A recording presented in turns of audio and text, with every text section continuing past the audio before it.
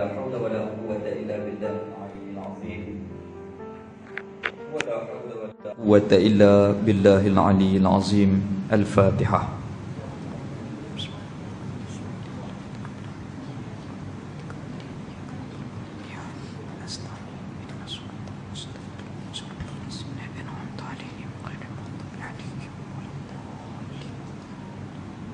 Allahumma salli wa sallim ala sayyidina Muhammadin fatihil lima uliq wa khatimin lima sabaq nasiril haqqi bihaqqi wal hadi ila siratikal mustaqim wa ala alihi wa sahbihi haqqa qadrihi wa miqdarihi azim. Yang dimuliakan Tuan Imam, ahli jawatankuasa masjid, ahli jawatankuasa qaryah, pimpinan masyarakat, ibu ayah muslimin dan muslimat. Alhamdulillah, kita syukur di atas nikmat kehidupan, nikmat iman Islam yang Allah Ta'ala kurniakan kepada kita. Hari ini kita sambung balik perbincangan kita ke surat berapa itu? Bab Rasul kan? Ke surat 22 32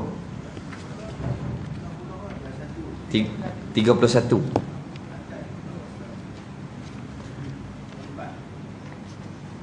Ya. Ke surat 31, barisnya atas sekali. Kita tangguh saat kitab ni, kita peringat peristiwa hijratul Rasul sallallahu alaihi wasallam. Walaupun ada yang dah ceramah, ada yang dah peringat, tapi kita ingatkan lagi kisah yang berkaitan dengan pengorbanan hijratul Rasul sallallahu alaihi wasallam. Sedia kita maklum, jadi berkait dengan Rasul juga. Malam ni kita bincang sifat yang keempat, wajib pada Rasul kesekaliannya alaihi wassalatu wassalam bersifat dengan fatanah, cerdik, bijaksana. Semua Rasul tu cerdik, bijaksana, maksudnya pemikiran mereka itu masak, matang, bijak. Pandai lain, cerdik lain. Banyak orang pandai tapi tak cerdik. Sebab kata aku tu, pandai mengaji tapi tak cerdik. Kadang-kadang tindakan yang buat tu tak tepat, tak betul, tak kena.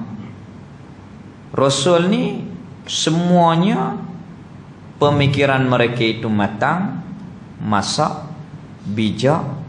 Maksudnya apa yang diputuskan tepat, sehingga kan bukan sahaja memikirkan soal yang di depan mata, bahkan jauh pemandangan Rasul itu, sehingga kan semua yang diputuskan oleh Rasul adalah tepat sallallahu alaihi wasallam dan Rasul lain alaihi wassalatu wassalam.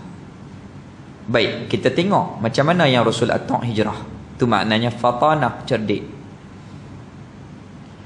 Ketika sebelum dilantik menjadi Rasul, semua orang-orang pemimpin-pemimpin Quraisy, orang-orang Mekah bangga dengan Nabi Muhammad. Mereka sanjung, mereka hormati, sayang, kasih kepada Nabi kita sallallahu alaihi wasallam, sehingga kan digelarkan Muhammad Al-Amin, Muhammad yang sangat dipercayai. Hormatnya kaum Quraisy kepada Nabi kita sehingga kan perletakan batu, berlaku pertingkahan di antara kabilah-kabilah, minta pandangan Nabi, minta Nabi selesai. Itu maknanya dihormati, dipemuliakan Nabi.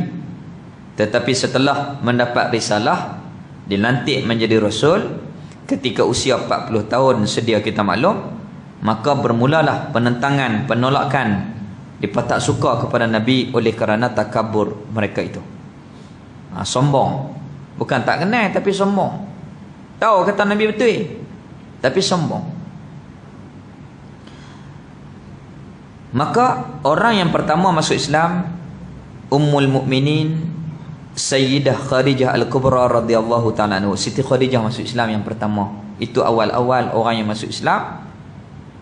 Isteri Nabi, ibunda kepada seluruh orang mukmin, iaitulah Siti Khadijah Al-Kubra.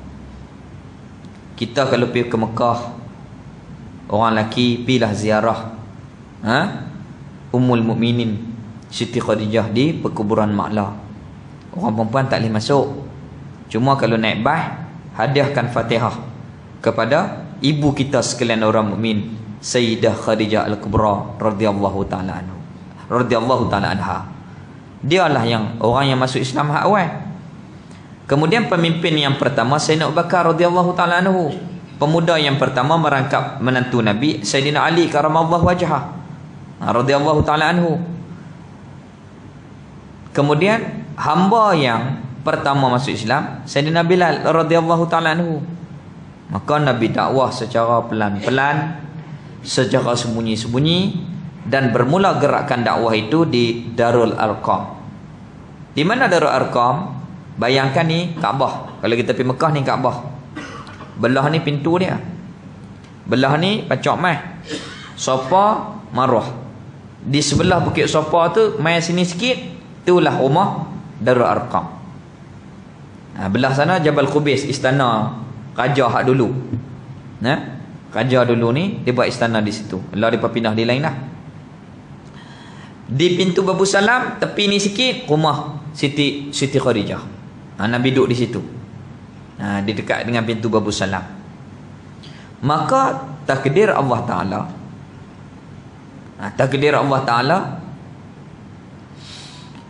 apabila Sayyidina Umar radhiyallahu taala anhu dan Sayyidina Hamzah radhiyallahu taala anhu masuk Islam, maka Nabi ini dia rasa kuat dan Allah Taala memerintah dakwah secara terus terang.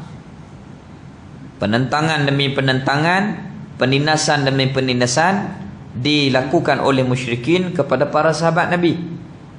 Tapi Nabi kita mereka tak berani sentuh, oleh kerana ada bapa saudara Nabi, iaitulah Abu Talib, pemimpin yang sangat dihormati oleh kaum Quraisy. Oleh kerana pak menakan Nabi ni ada, mereka tak sentuh Nabi kita. Mereka tak pukul, tak katak Nabi kita, oleh kerana hormat, malu kepada Abu Talib. Maka takdir Allah Ta'ala, Nabi dakwah, para sahabat ditindas. Maklum bagi kita, sebahagiannya seperti Sayyidina Bilal, dia tak bagi makan. Kemudian jemuk dia tengah panas, tuan dia ikat tangan dia, kaki dia, heret dengan kuda tengah padang pasir, letak batu di atas dada dia. Tetap dia tak berganjak dengan akidah yang sebenar. Ahadun ahad, ahadun ahad, ahadun ahad. Berlakulah penindasan dan sebagainya, sehinggalah mendapat tekanan kepada para sahabat, tetapi mereka kuat iman. Allah Ta'ala jaga, Allah Ta'ala pelihara dengan berkat tarbiyah Rasul. Rasul perintahkan kepada sebahagian sahabat pindah ke Habasyah. Itu hijrah yang mula-mula. Hijrah ke Habasyah sebanyak 2 kali. Pi balik, pi pula balik. Habasyah dengan Mekah dia kena rentas laut. Ni Mekah laut, belik sana tu baru negeri Habasyah. Maka takdir Allah Ta'ala, mereka kurang sesuai duduk di situ, oleh kerana keadaan di situ tu kurang sesuai. Pokok pun payah nak hidup di negeri Habasyah tu. Takdir Allah Ta'ala, wafatlah isteri yang Nabi cinta, iaitulah Ummul Mukminin Siti Khadijah Al-Kubra, meninggal dunia setahun sebelum hijrah. Meninggal dunia juga pak saudara Rasul pada tahun yang sama, iaitulah Abu Talib. Abu Talib meninggal, Ummul Mukminin Sayyidina Khadijah wafat. Maka Rasul kita seolah-olah dua orang ni menjadi tulang belakang perjuangan Nabi telah tidak ada. Siti Khadijah habis hartanya untuk Islam. Abu Talib apabila dia ada, dia pun tak buat Nabi, diperhormat, dipemuliakan Abu Talib. Takdir Allah meninggal dua-dua orang ni. Nabi tak putih harapan, hati Nabi kuat, hati Nabi teguh. Allah Ta'ala kuatkan hati Nabi. Maka Rasul kita berhijrah untuk berdakwah di Taif. Di Taif. Pasal orang Mekah tak mau terima, tolak, lawan. Maka pergi ke Taif untuk berdakwah. Takdir Allah Ta'ala, maka Rasul kita mendapat tentangan, dimaki, dihalau, dibaling batu, sehingga berdarah, lukalah badan Nabi kita SAW. Tetapi kasihnya Nabi kepada umat, Nabi tak mau darah tu jatuh di bumi, takut bumi jadi saksi dan melaknat umat. Umat buat, tapi Nabi kita sayang lagi. Malaikat mai, wahai Muhammad, kalau kamu nak, kalau kamu izin, kami nak cabut Bukit Taif ni, nak hempak penduduk-penduduk di Taif ni seperti kami memusnahkan kaum Lut. Nabi tak bagi. Nabi berdoa pula, ya Allah, berilah kefahaman kepada kaumku yang jahil. Teriak Nabi kita. Dan Nabi kita berharap, kalaulah mereka tidak beriman, moga-moga suatu hari nanti benih yang ada di dalam sulbi mereka akan beriman. Kalau kita pergi Mekah, kalau kita pergi Madinah, tengok orang-orang India, Pakistan, Bangladesh, mereka duk gulung kapet, angkat air Zam-Zam, sapu sampah. Ingatlah, inilah kesabaran Rasul ketika berdakwah di Taif, sehinggakan benua India Islam di tangan orang Taif. Sahabat yang mai pada Taif pi Islamkan benua India. Siapa yang Islamkan? Orang Taif. Nama sahabat tu saya lupa. Orang Taif yang berjasa mengislamkan di India. Maka dapatlah peristiwa Isra' wal Mi'raj dan diperintah solat. Rasul kita menunaikan solat bersama sahabat di Mekah setahun. Penindasan demi penindasan, kezaliman demi kezaliman, penindasan dilakukan oleh orang musyrikin kepada orang Islam. Orang-orang Madinah dah mai dah, daripada Madinah masuk Islam, mengaji balik, sebarkan dakwah Islam di Madinah. Mai pula rombongan lain mengaji, balik sebarkan Islam di Madinah. Maka mereka pelawar Nabi pergi ke Madinah. Tetapi oleh kerana tidak ada arahan, Nabi tak boleh pergi. Allah Ta'ala tak bagi arahan apa-apa, Nabi tak boleh pergi. Tidak ada keizinan. Maka takdir Allah Ta'ala, Nabi kita yang dinamakan, yang bersifat dengan fatanah tadi, mengaturkan strategi dakwah, pi satu kumpulan demi satu kumpulan, sedikit demi sedikit berpindah, tak pi segeruk. Mula-mula kumpulan ni hapi belah-belah orang, pi 2-3 hari kumpulan ni pula pi belah-belah orang, berhijrah. Maka berlaku penindasan, tekanan kepada para sahabat, iaitulah berlaku peristiwa yang sangat menyentuh hati kita, iaitulah kepada 3 beranak. Anak dia Salamah, pak dia digelarkan Abu Salamah, mak dia Ummu Salamah, mudah ya, orang Arab. Kalau anak sulung dia Ali, mak dia Ummul Ali, pak dia Abul Ali, senang kan? Ni anak sulung dia Salamah, digelarkan ibunya Ummu Salamah, ayahnya Abu Salamah. 3 beranak ni siap nak pergi ke Madinah, nak hijrah. Takdir Allah Ta'ala, keluarga mereka memisahkan di antara mereka bertiga. Suami pergi Madinah, isteri keluarga belah perempuan tahan, anak kami jangan bawa. Keluarga suami pula, kalau lagu tu cucu kami ambil. Sudah. Isteri dipisahkan dengan suami, suami dipisahkan dengan isteri, anak dipisahkan dengan ibu dan bapa. Derita keadaan itu selama setahun. Kita kalau suami isteri kita pergi jaga cucu di Kuala Lumpur 2 minggu, telefon sehari 3 kali, baliklah, balik. Tak ada orang nak masak, tak ada orang macam kopi, sunyi. Itu baru 2 minggu. Ni setahun dipisahkan 3 beranak ini oleh keluarga mereka. Tetapi demi untuk bersama dengan perjuangan Rasul, mereka sanggup korbankan pi suami dia ke Madinah. Selepas setahun barulah mereka disatukan kembali.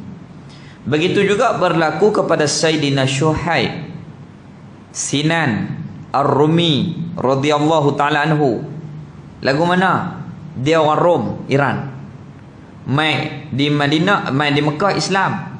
Menyega kaya. Apabila kaya saudagar, dia siap barang nak pergi Madinah. Gaya nak pi, dia pemetahan sekat barang dia. Wahai Syuaib, hang nak pi lah.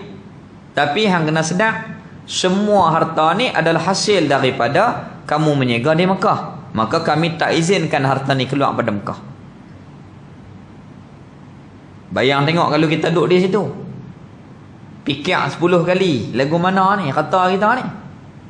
Maka terus Sayyidina Syuaib Ar-Rumi radhiyallahu ta'ala anhu tinggal semua barang dia. Dia berhijrah. Biarlah korban hartanya, korban segalanya. Yang penting dia menyahut suruhan Rasulullah untuk berhijrah, untuk membantu agama Allah Subhanahu wa taala. Tu hebat tu. Hak tinggal rumah, tinggal keluarga, tinggal harta, tinggal semua. Itu maknanya hijrah ni satu pengorbanan yang agung. Hebat. Pasal apa? Tak ada pasal lain jawapan dia untuk bawa Islam kat kita. Supaya memastikan Islam itu tersebar sehingga dapat kepada kita. Maka wajib kita syukur. Maknanya Islam yang ada pada kita wajib kita hargai, wajib kita syukuri. Nikmat yang besar yang datangnya daripada susah payah. Bukan mudah. Bukan mudah. Maka Rasul mengarahkan Sayyidina Umar radhiyallahu ta'ala anhu bawa orang-orang yang paling lemah dan paling miskin. Hak yang mana paling ditindas, orang itulah yang dibawa oleh Sayyidina Umar. Kalau Sayyidina Umar tak bawa, pakai tak lepi lah mereka ni. Pemimpin musyrikin main dua sekupang dengan mereka ni. Tak hormat langsung kepada mereka ni. Tetapi Rasulullah mengarahkan Sayyidina Umar, kamu bawa orang-orang yang paling lemah dan miskin berhijrah ke Madinah. Sayyidina Umar ni orang garang. Orang tak berani dengan dia. Dia pergi ke Kaabah, dia umum, wahai ahli Mekah. Dia cabut pedang pula tu. Sambil-sambil umum. Dia tak peduli siapa. Kalau siapa nak isteri dia jadi janda, siapa nak anak dia jadi yatim, sila tahan Umar. Umar nak ke Yasrib, siapa pun tak berani, diam, tak kata apa-apa, tak berani lawan apa, tak berani sekat apa pun. Dia garang demi mempertahankan agama dan mempertahankan kebenaran. Bukan sampai tak tahu hala. Ribut orang ni tak ada pasal itu, bukan. Tak ada arah. Sikit-sikit nak ribut orang ni, nak ribut orang ni, Allah bagi lumpuh badan kau. Ni tak. Allah Ta'ala bagi kekuatan kepada Sayyidina Umar untuk mempertahankan agama Islam, untuk berjuang dengan membantu agama Rasul sallallahu alaihi wasallam. Maka Sayyidina Umar pun pilih berhijrah bersama dengan sahabat-sahabat yang lemah, bersama-sama sahabat yang miskin. Maka takdir Allah Ta'ala, orang-orang musyrikin, pemimpin-pemimpin Quraisy menjadi takut dan menjadi susah hati dengan yang dikatakan gerakan berpindah ke Madinah Al-Munawwarah. Jadi susah hati. Nampak kebangkitan ni, nampak mereka nak jadi gerun. Maka mereka bermesyuarat pada 26 Safar. Hijrah ni bukan Muharram ni. Hijrah bulan Rabiul Awal. Tu pasal apa kita sambut ma'al hijrah Muharram? Dah Muharram bulan pertama dalam kalender Islam. Muharram, Safar, Rabiul Awal, Rabiul Akhir. Jamadil Awal, Jamadil Akhir. Habis dah. Bukan kata orang lain. Saya sendiri pun lupa habis bulan Islam. Kalau orang tanya ni apa bulan, boleh apa? Bulan orang putih. Bulan Islam. Saat tengok kalender lu. Itu maknanya kesan penjajahan. Kesan penjajahan. Budak-budak kita boleh kira Januari, Februari, April, Mac. Januari, Februari, Mac, April dan seumpamanya. Tetapi suruh kira tengok bulan Islam. Tanya ngak bulan Islam ni bila. Jadi kita lah yang nak buat naik balik. Kita lah yang nak mempertabatkan balik. Macam mana? Kalau iklan, poster ataupun banner, bulan Islam atas, bulan orang putih kita tak di bawah. Maknanya kita memuliakan syiar Islam. Bulan Islam tak atas, orang putih tak bawah. Ceramah apa, ustaz apa, hari apa, orang bulan Islam tak di atas, bulan orang putih tak di bawah. Masihi. Hijrah tak di atas. Itulah kita cara pelan-pelan untuk martabatkan kembali. 26 Safar 1444 tahun yang lalu, musyrikin berhimpun untuk mesyuarat. Kalau kita sidang parlimen khas, nak bincang satu isu yang penting, nak buat lagu mana ni kepada orang Islam, kita nak ambil tindakan apa kepada Muhammad. Mesyuarat di mana? Di Darun Nadwah. Di mana Darun Nadwah? Dekat dengan Kaabah. Kaabah 4 segi, belah mana? Belah Pancok Mas ni. Ni Pancok Mas, Darun Nadwah di situ. Mereka bermesyuarat di Darun Nadwah. Berapa orang? 11 orang pemimpin, menteri-menteri mereka. Campak seorang lagi jadi 12, iaitu Iblis. Dia buat rupa orang tua yang memberi banyak cadangan di dalam majlis itu. Cadang demi cadang, macam-macam keluar pandangan. Antaranya kata kita kurunglah Muhammad dalam penjara senang. Iblis kita tak boleh, dia pengikut banyak di luar. Kalau kita kurung dalam penjara, pengikut akan berontak. Ada pendapat lagi, kita buang negeri, kita halau pada Mekah. Iblis kata tak boleh, dia orang bijak, nanti dia pengaruh orang lain, dia serang Mekah macam mana? Tak setuju juga. Cadang lagu tu, cadang lagu ni, lah sekali kita bunuhlah, senang. Maka diputuskan ini keputusan yang paling tepat. Maka sebelah pemimpin tadi keluarkan kenyataan, kita cari tiap-tiap sebelah kumpulan kita ni, sebelah pemuda, semuanya bawa pedang, tikam Muhammad sekali sontak. Bila? Malam ni 26 Safar mesyuarat, 27 nak bunuh. Malam tu masuk maghrib 27. Terus Nabi kita diperintah oleh Jibril alaihi salam, Muhammad, kamu diperintahkan oleh Allah berhijrah. Nabi terus pergi rumah Sayyidina Abu Bakar tengah hari itu juga. Terkejut Sayyidina Abu Bakar. Di mana rumah Nabi? Di mana rumah Sayyidina Abu Bakar? Ni Kaabah kan yang kita sebut tadi, Safa Marwah, dekat Babu Salam, Babu Nabi. Di situlah rumah Siti Khadijah, Nabi duduk situ. Kemudian mai di sini rumah Abu Jahal, rumah Darul Arqam. Pi kita kena kok Bukit Sopa, kok belakang tu Narajam lah ni. Mai sini sikit Menara Hilton, Hilton. Di Hilton tu lah rumah Sayyidina Abu Bakar atas bukit. Nabi naik atas bukit pergi rumah Sayyidina Abu Bakar. Sayyidina Abu Bakar terkejut.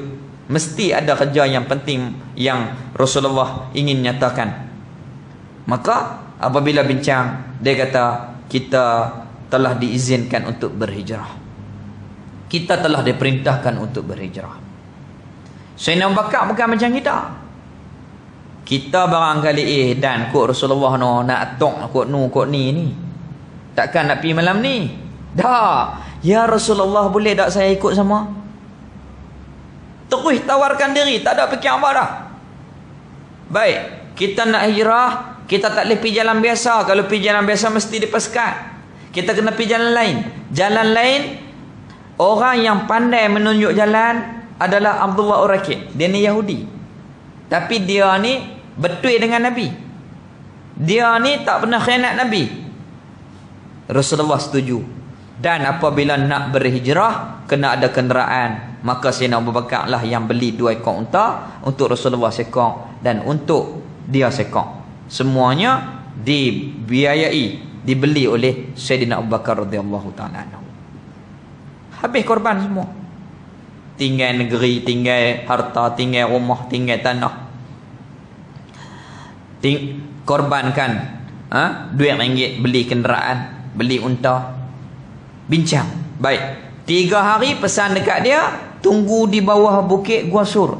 Kita akan turun dan kita akan bergerak bersama dengan dia. 3 hari lepas ni. Maka Sayyidina Abu Bakar pun pergi selesai semua, bagi tahu, panggil Sayyidina Ali malam tu duduk di rumah Nabi. Malam tu juga 27 Safar 1444 tahun yang lalu. Maka sebelah pemimpin tadi, pemuda-pemuda tadi kepung rumah Nabi. Dia kepung rumah Nabi. Memang nak bunuh malam tu. Sayyidina Ali dah ada dalam rumah, menantu Nabi. Nabi kita takdirnya dah siap semua nak keluar. Allah Ta'ala tidurkan pemuda-pemuda tadi pakat lena habis.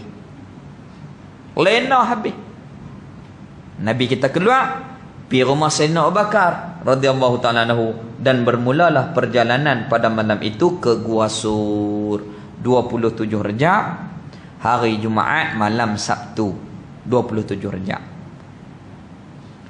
Dah Nabi pi berjalan kaki ke Gua Sur. Jauh mana? 5 batu, 7 kilo lebih. 7 kilo lebih Nabi berjalan.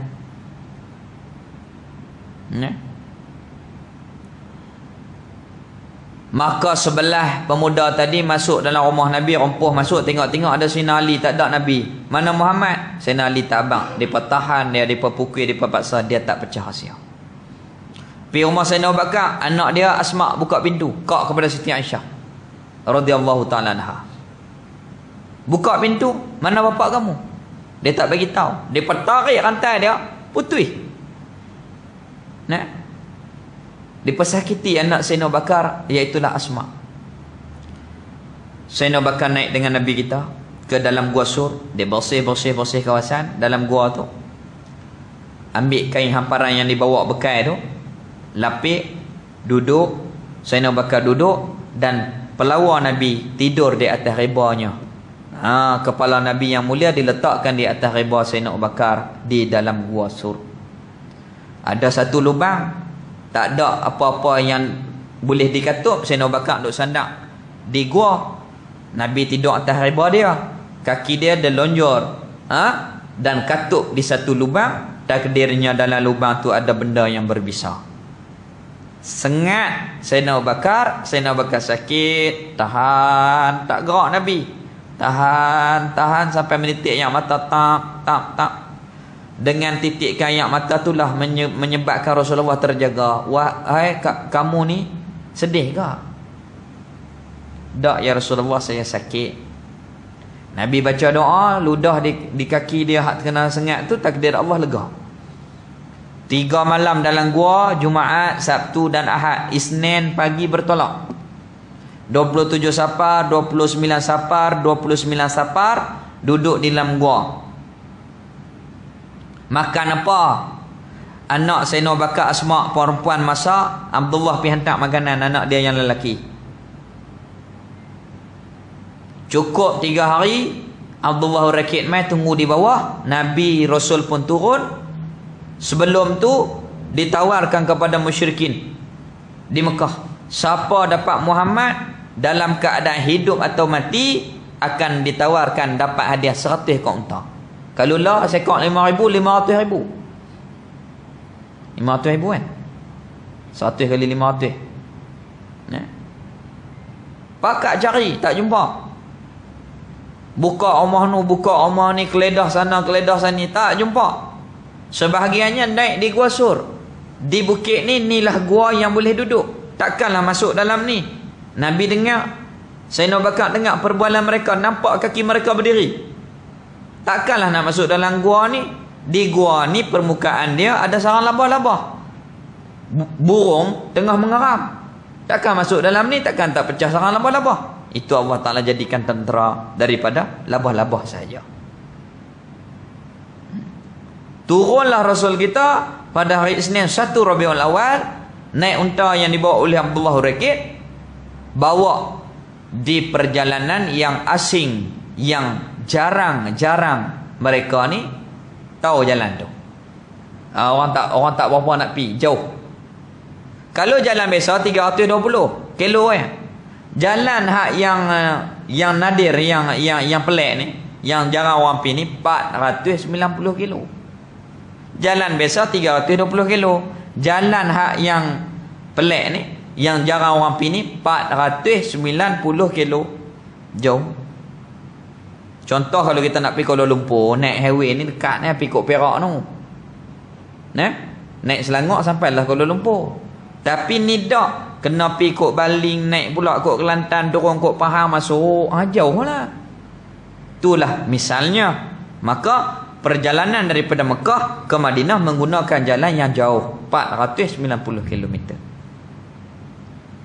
Abdullah Rakib tunjuk jalan, Nabi pergi dengan Sayyidina Abu Bakar.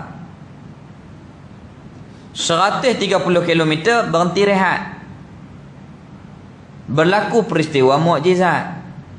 Apa dia? Anak dia nama Ma'bad, perempuan isteri dia nama Ummul Ma'bad, suami dia digelarkan Abul Ma'bad. 3 beranak. Pak, mak, anak. Abul Ma'bad, Ummul Ma'bad, anak dia Ma'bad. Depa belah kambing tengah padang pasir tu. Kambing depa kurang susu. Tiba-tiba Sayyidina Abu Bakar minta perah. Depa bagilah. Minumlah. Rasul kita Sayyidina Abu Bakar dan Abdullah Rakib minum. Rasulullah kata, boleh tak kita minta sikit lagi? Pilah minta ke makcik tu, tuan rumah tu. Makcik tu kata boleh, tapi masalahnya kambing-kambing ni tak ada susu.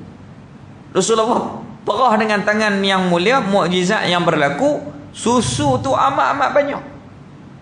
Nabi minum, Rasul kita minum kenyang, Sayyidina Abu Bakar minum kenyang, Abdullah Rakib minum kenyang, boleh bawa bekal pula, bahkan boleh tinggal pula kat tuan rumah. Pelik, tak pernah berlaku.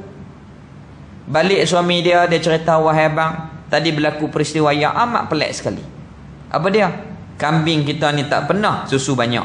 Tiba-tiba pemuda, ada seorang lelaki ni, dia main perah banyak susu kambing kita. Macam mana rupa dia? Tinggi, putih, segak, lepas tu pula matanya bercelak.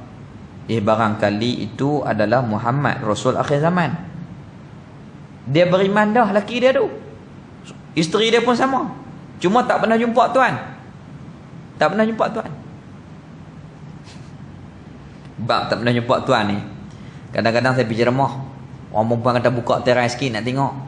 Dia kata halui no. Lah nak buat ke mana tak halui? Tak pernah tengok tuan. Tiba-tiba tengok. Jadi Ummul Ma'bad bagi tahu dekat Abul Ma'bad, wahai abang, tadi ni ada seorang lelaki ni, dia perah susu banyak.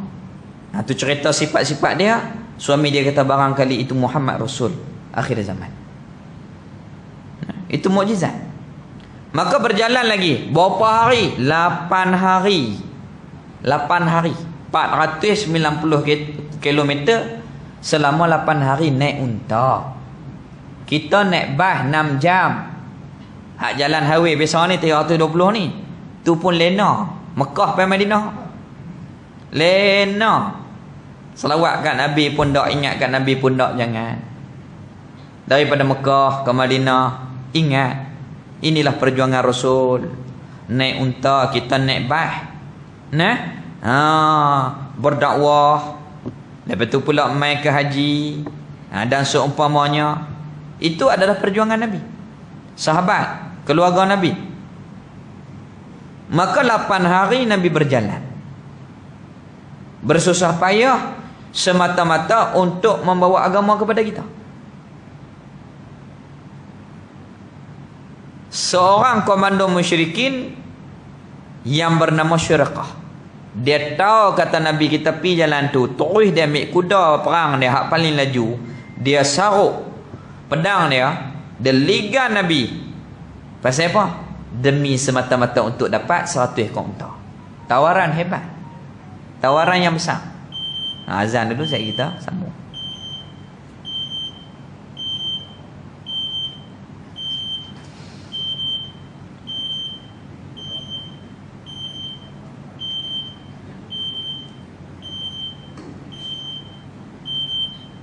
Allahu Akbar.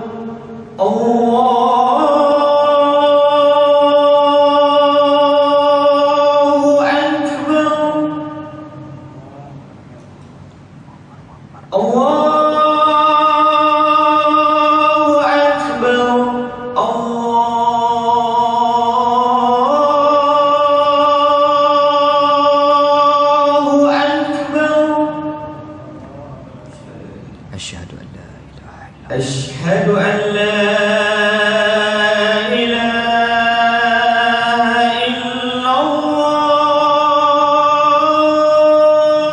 أشهد أن لا إله إلا الله أشهد أن لا إله إلا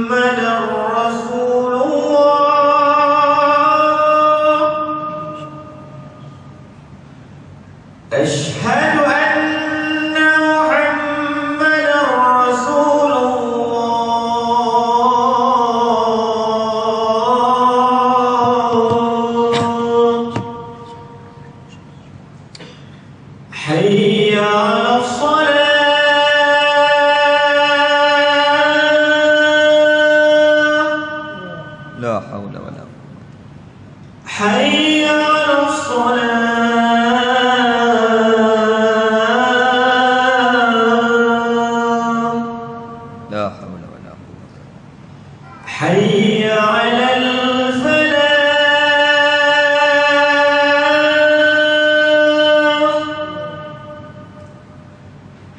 حي على الفلاح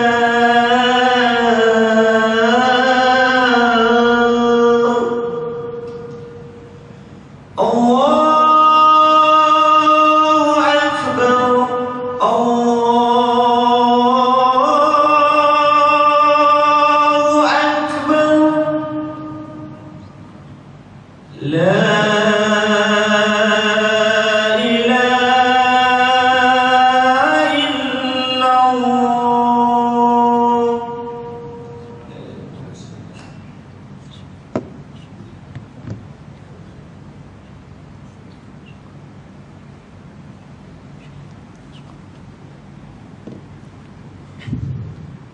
Maka Syurakah pun dia ambil kuda dia yang paling laju, dia ligan-ligan Nabi, disedar oleh Sayyidina Abu Bakar. Sayyidina Abu Bakar bagi tahu kepada Rasul kita, ya Rasulullah, Syurakah di belakang kita. La takhaf wa la tahzan, innallaha ma'ana.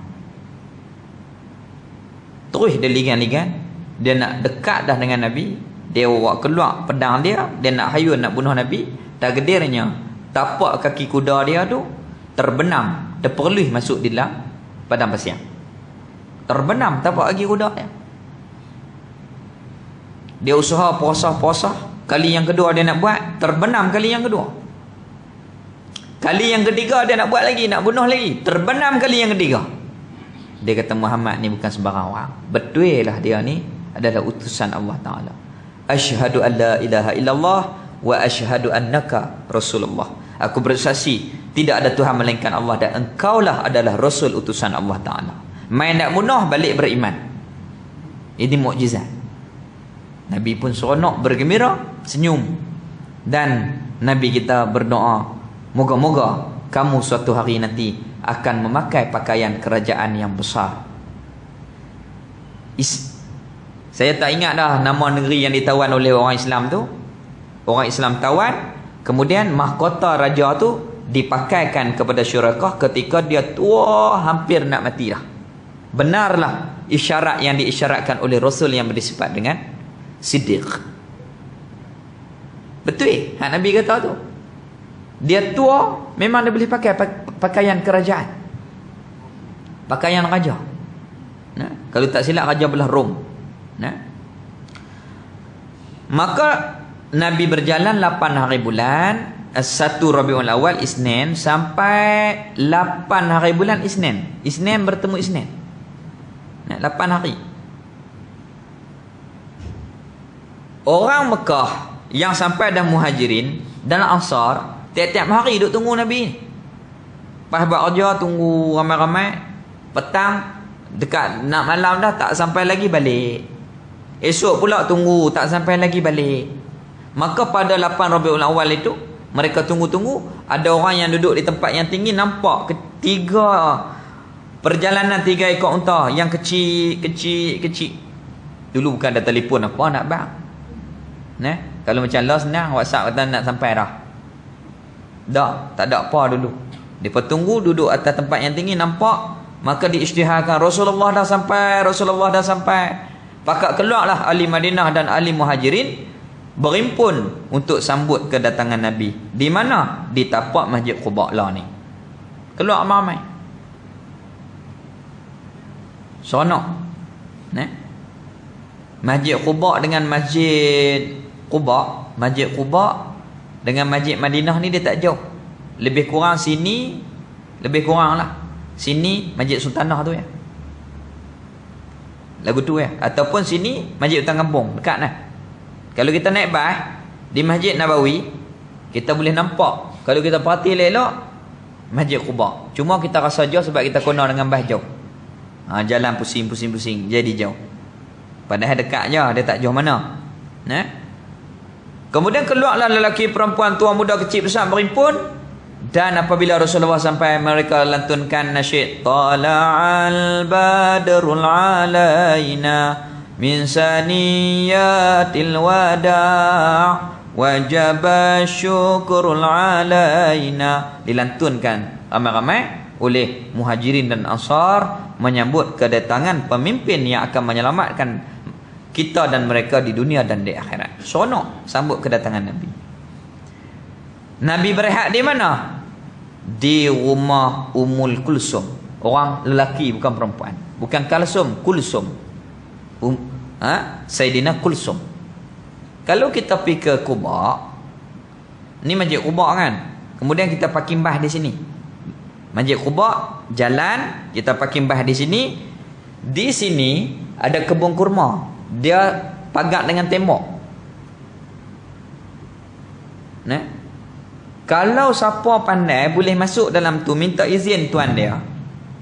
Kita boleh tengok rumah Ummul Kulsum yang Nabi kita rehat masih ada sebab buat dengan batu. Batu hak asal dulu. Dan ada lagi telaga yang Nabi ambil sumber air tu untuk minum. Ada lagi batu yang Nabi kita duduk dengan Sayyidina Abu Bakar disimpan di situ. Ketika awal-awal sampai ketika hijrah itu masih lagi ada dalam tu. Kalau mutawif yang tahu, dia akan bawa kita lah. Dia tak minta apa-apa tuan dia. Dia minta beli kurma aku sikit. Pakat-pakat beli kurma sikit. Support dia. Hak tu je. Dia tak minta apa. Dia tak minta apa-apa pun. Dia minta beli kurma dia saja. Tapi dia tak buka sebarangan, melainkan yang minta saja. Sebab sana tu dia payah sikit. Ada kaum berlaku pertemuan pahaman antara kerajaan dengan pahaman Ahlussunnah ni, ada jadi payah sikit. Dia jadi terhad. Kemudian Nabi duduk di situ 4 hari di Quba. Buat apa? Masjid. 4 hari siap. Bukan masjid macam kita. Kalau macam kita 4 bulan tak siap lagi. Ambil batu atoknya, panggil orang jemaah. Itulah masjid yang pertama yang dibinakan oleh Rasul, iaitulah Quba. Habis itu 4 hari duduk di situ. Kemudian maknanya semuanya lengkap 15 hari. Dalam gua 3 hari, perjalanan 8 jadi 11, duduk di Quba 4 hari jadi 15 hari. Tibalah Sayyidina Ali membawa keluarga Nabi dan keluarga Sayyidina Abu Bakar sampai ketika itu. Depa pi lambat sikit. Perjalanan 8 hari tolak 8 tolak 15, maknanya lewat 7 hari. Pasal apa jadi lewat? Oleh kerana orang-orang musyrikin tahan mereka. Tanya Nabi dan Sayyidina Abu Bakar, pergi mana? Tak bak. Pergi kok mana? Tak bak. Kemudian Rasul kita minta Sayyidina Ali kembalikan barang-barang amanah orang. Sebab Nabi tak ada bagi. Barang yang letak rumah Nabi tu, Nabi tak ada pergi hantar. Malam tu juga berhijrah. Sampailah Sayyidina Ali.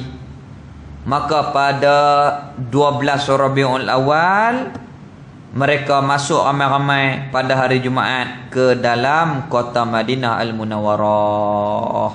Nabi kita, sahabat semua pergi ke kota Madinah Al-Munawwarah, iaitulah di Masjid Nabawi sekarang ini. Sahabat pakat nak sambut. Ya Rasulullah, mailah rehat rumah saya. Ya Rasulullah, mailah duduk rumah saya. Hak ni pula mailah rumah saya. Jenuh lah kalau lagu tu.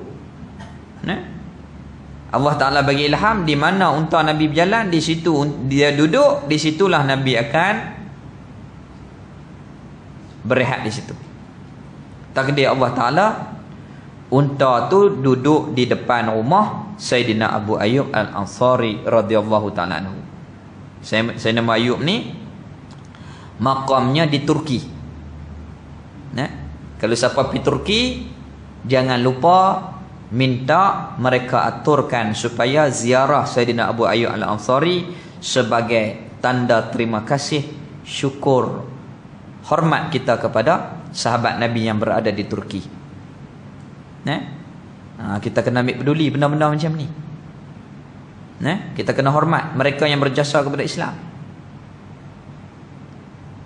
Nabi duduk di bawah.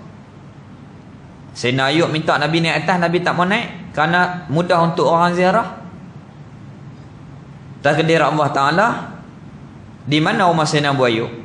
Kalau kita pergi ke Madinah, orang lelaki lah, orang perempuan dia ziarah kawasan dia. Kita lelaki akan masuk Babu Salam. Ni Babu Salam. Jalan ni mihrab, tempat untuk imam. Ni Raudhah. Ni maqam asy-syarif. Maqam Rasul sallallahu alaihi wasallam. Di mana rumah Sayyidina Abu Ayyub? Ni mihrab. Di sini rumah Sayyidina Abu Ayyub yang sekarang ni dibina bangunan yang kecil tinggi. Rumah apa ni? Bangunan apa ni? Di situlah tanda rumah Sayyidina Abu Ayyub Al-Ansari radhiyallahu ta'ala anhu. Hak orang tahu, hak tak tahu pakai tak tahu apa. Tak ambil tahu. Nah, itulah rumah Sayyidina Abu Ayyub Al-Ansari. Habis. Nabi duduk di situ, Nabi duduk di bawah, Sayyidina Abu Ayyub duduk di atas. Duduk sabar tak kena dia dengan isteri dia. Takkanlah kita nak langkah ni. Depa pun duduk penyuruh-penyuruh tu ya. Tak duduk tengah-tengah ni. Hormat adab zahir batin mereka dengan Rasul. Takdirnya satu malam tu sejuk. Musim sejuk. Air tertumpah. Tak ada apa nak lap. Tengok-tengok ada. Hanyalah kain selimut. Dia pelap cepat-cepat. Takut air tu meresap sebab lantai kayu. Takut menitik di atas Rasul sallallahu alaihi wasallam. Dia tak mau menitik atas Rasul, lap. Dan malam tu dua orang tidur dalam keadaan yang sejuk. Nah. Dengar cerita seronok. Orang hak nak cerita letih. Nah. Tok-tok guru dulu dia cerita maghrib, cerita masuk insya sembahyang. Minum yang kopi lu. Goreng bihun. Tu sambung pula pukul 11 12. Kita tak boleh buat lagu tu lah ni. Nah. Pakai ada kerja sibuk belakang. Jadi apa pengajaran yang terakhir? Pengajaran yang kita kutip beberapa pengajaran. Yang pertama, Islam yang datang kepada kita, yang ada di kita ni, mai dengan keadaan pengorbanan yang begitu susah payah oleh perjuangan Rasul kita, sahabat dan keluarga Nabi kita. Ada sebahagiannya yang mati, ada sebahagiannya yang digadaikan harta dan seumpamanya. Habis untuk memastikan Islam ini sampai kepada kita. Wajib kita syukur. Yang kedua, akidah yang kuat yang diterbiah oleh Rasul kepada sahabat sehingga kan ditindas, tidak berganjak akidah mereka dengan akidah yang sebenar. Maka kita pun kena ambil pengajaran, kena kuat belajar ilmu akidah. Moga-moga dengan berkat itu, kefahaman itu, Allah Ta'ala kuatkan akidah kita, pegangan kita. Yang ketiga, kebersamaan. Sayyidina Abu Bakar mengajak anaknya Asma perempuan, mengajak Abdullah lelaki anaknya, kebersamaan, tidak kira apa sahaja peringkat, membantu agama Allah Ta'ala. Di mana orang muda sekarang? 10 tahun lagi lagu mana? Siapa nak pimpin masjid kita? Siapa nak pimpin surau kita? Siapa nak pimpin agama kita? Kita berdoa, ya Allah, moga-moga Allah Ta'ala bukakan hati anak-anak kita supaya mereka berjinak dengan Islam. Keluarga-keluarga kita, sahabat kita, moga-moga orang-orang muda, pemuda-pemudi ini dibuka hati oleh Allah Ta'ala supaya mereka ini rapat dengan agama, jinak dengan agama Islam. Dan yang keempat, adab dengan Rasul. Sayyidina Abu Bakar tak gerak Nabi walaupun sakit. Begitu juga Sayyidina Abu Ayyub Al-Ansari. Begitu adabnya dengan Nabi sehingga kan menggunakan kain selimut, tidur dalam keadaan sejuk. Biarlah mereka susah tetapi memastikan Rasulullah itu bahagia. Dan yang kelima, iaitulah peranan masjid sebagai penyatuan, sebagai kekuatan umat Islam. Wa'tasimu bihablillahi jami'a wa la tafarraqu. Bersatulah kamu dengan tali Allah, iaitu agama Islam. Jangan kamu berpecah belah. Alaikum bil jamaah, lazim olehmu dalam keadaan berjemaah. Jadilah dekat tu. Yang baik semua datangnya daripada Allah Ta'ala. Segala kekurangan daripada kesalahan nafsu diri sendiri, mohon Allah Ta'ala ampunkan. Bismillahirrahmanirrahim. Alhamdulillah. Wassalatu wassalam ala asyrafil anbiya'i wal mursalin wa ala alihi wa sahbihi ajma'in. Alhamdulillah ala ni'matil imani wal islam wa huma min azamin ni'am wa kafa bihima min ni'mah. Raditu billahi rabban wa bil islami dina wa bi Muhammadin nabiyyan wa rasulah. Ya Allah, ya Tuhan kami, ampunlah dosa kami, ampunlah dosa kedua ibu bapa kami, guru-guru kami, pemimpin-pemimpin Islam dan seluruh umat Islam di dunia yang hidup dan yang mati. Ampunlah segala dosa kami kesemuanya, ya Allah. Ya Allah, hati kami keras, ya Allah, lembutkan hati kami. Ya Allah, kami jauh daripada agamamu, hati kami jauh daripadamu, mengingatimu dan mengingati Rasulmu. Ya Allah, dekatkanlah hati kami untuk mengingatimu dan mengingati Rasulmu. Ya Allah, bukakanlah hati kami yang gelap, bukakanlah hati kami yang keras ini ya Allah, supaya dilembutkan, supaya dapat menghayati agama yang dibawa oleh Rasul sallallahu alaihi wasallam. Ya Allah, dengan keberkatan perjuangan Rasul kami bersama dengan keluarga dan para sahabat baginda, maka Engkau masukkanlah roh semangat untuk berjuang menolong agamamu kepada kami, kepada isteri kami, anak-anak dan zuriat kami, sahabat-sahabat kami ya Allah. Ya Allah ya Arhamar Rahimin. Dengan keberkatan Rasul, Engkau jauhkanlah kami daripada segala fitnah dunia dan akhirat. Selamatkanlah kami, teguhkanlah iman kami ya Allah.